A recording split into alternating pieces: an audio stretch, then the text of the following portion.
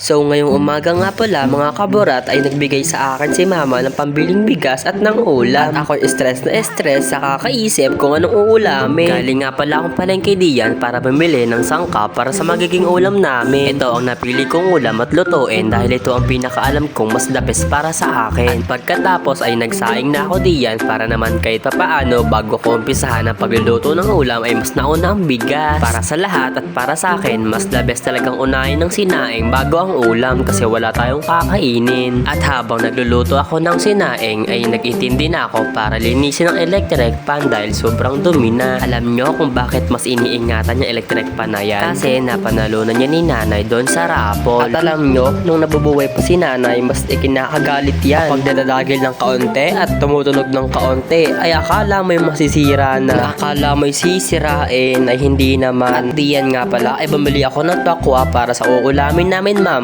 At nagayat na nga pala ako diyan ng sibuyas kasi yung sinaing in na. At alam nyo, dahil galing ako sa sakit, wala akong pang-amoy. At ang nangyari, yung sinaing nasunog. Oo. Dito sa amin, kapag hindi hilaw at hindi lugaw, ay sunog. At kapag hindi naman sunog at hindi hilaw at hindi lugaw, ay panis. Grabe, napakamahal ng bigas pero ang bilis mapanis. At diyan nga pala ay nakapagayat na ako ng sili at ng sibuyas at ang isusunod ko naman ay tokwa. Alam nyo, nung bata ako, ang dami kong pangalan. Oo, kapag hindi Bax at hindi Joshua, Tokwa at Kokwa. Katunog kasi ng Joshua ang Tokwa at Kokwa kaya yun ang pinangalan sa akin. At kung makatawag, akala mo naman ay kagandang pakinggan sa tenga ay hindi naman samang-sama naman ang pangalan. At dahil yun nga pinangalan sa akin, alam nyo, kumalat yung pangalan kong Tokwa at Kokwa kaya naman yun din ang pinang-asar sa akin kapag may nakakaaway ako. Pero kahit na ganun, mas masarap pa rin bumalik sa pagkabata dahil ang dami mo nakakaaway. At alam nyo, doon ko rin natuklasan kung anong pagkatao na meron ako. Kasi alam nyo, nung bata ako yung pinagsusuot nila mama na pambabaeng damit kahit na ayoko. Alam nyo yun, ginagawa kang Barbie kahit hindi naman. At kapag ako'y tuwing pinagsusuot ng ganong pambabaeng damit, palagi kong sinasabi na kapag dumait yan sa aking balat ay susunugin ko yan. At alam nyo ba mga kaburat, nung dumating ang araw at panahon at oras at lahat ng yon ay nangyari na at ako'y wala nang magagawa kaya naman ako'y naging isang Barbie. Sabi ko sa inyo wag nyo akong susubukan. Ayan tuloy, bumigay. At ang daming taong nagtatanong sa akin, ilang taon ka naging ganyan? Anong grade mo na? Ganyan. Kaya naman, i-reveal ko na. Ganto kasi yun, nung bata pa kasi ako, alam nilang Barbie na talaga ako. Kasi nung bata pa ako pinipilit na magpatuloy kahit na ayoko naman. At pinagsusuot ng pababaeng damit kahit na ayoko rin naman. Kasi mas masarap pa rin mabuhay na tipong Barbie ka pero yung pananamit mo, panlalaki pa din. Huy! Kasi diba, yung ibang Barbie nakasuot ang pambabae, ganyan. Kasi tanggap ko naman sa sarili ko na hindi ako magiging babae kahit anong gawin ko. So ganito nga, ilang taon nga ba? Anong grades nga ba? Ganyan. Na-reveal ko yung pagkatao ko at yung totoong ako nung ako ay 14 years old. Dude! Kasi yung kababata kong babae, inaaya ko manood ng Princess Hours. Huy! Kasi nga, sa pagkakaalam ko, yung movie yun ay cartoons, hindi naman pala. Yun ay movie sa Thailanders, yung prinsipe at isang prinsesa. Tapos, ganito nga ang nangyari. Kakasimula pa lang ng movie, akala ko may inlove ako sa babae. Doon pala sa lalaki. Oo, kay Ian. Ganito ang nangyari. After naming mapanood yung Versus Hours na yon, binigyan ako ng lola ko ng Samsung na cellphone, yung dating old model. Kasi nga, napakasipag ko. Huy! At alam nyo ba, dumating ang puntong gabi na. Ay nako, na-inlove ako sa lalaki. Kaya naman, ang ginawa ko, nagpuyat ako para mag-save ng 1 million picture ni Ian. Uy, hindi. Grabe naman, 1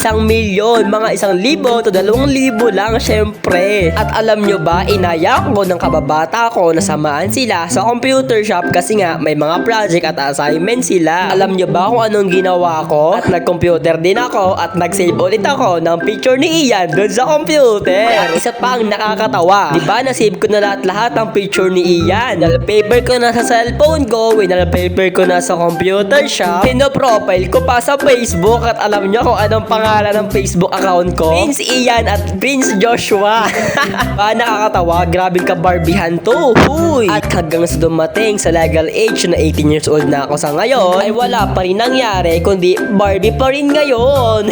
Hanggang sa dumating sa punto na may BL series na lumabas na ang title na yon ay Together the Series. Grabe, ang dami talagang way para maging Barbie ako pero ayun ang nangyari. Pinanood ko nga yung movie iyon tapos ang nangyari, tipong idol mo lang sa BL series tapos ngayon naging asawa mo na? Uy, grabe ka naman. Hanggang sa na-realize kong sa sarili ko na imbis na maging Barbie ka, mas lalo ka pang naging Barbie. Oo. Uy, kaya naman kabaklaan, i-flex ko. Hindi naman gaano. You know guys, I am a simple Barbie lang naman. Ayan na nasagot ko na yung mga tanong nyo. Kaya naman, please follow and share and like my videos. And don't forget to subscribe my YouTube channel. Ang dami-dami kong naikwento yung mga niluluto ko. Hindi ko na nasabi sa inyo.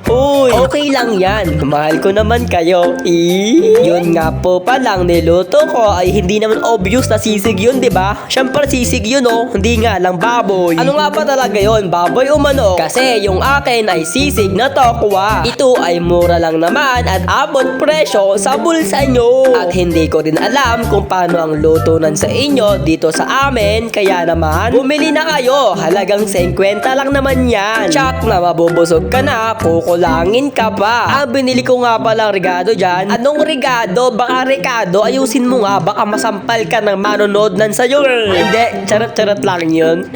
So ayun nga, bumili nga pala ako dyan ng 5 pisong sile, 5 pisong sibuyas, 10 pisong margarine. Anong margarine? Ayoko na. Pag hindi regado, pag hindi suling peng, kanong suling siling peng ka. Ayoko na talaga. Bumili ako ng 5 pisong siling pula, 5 pisong sibuyas, 10 pisong mayonnaise, at ilang tokwa. Yes, bye-bye.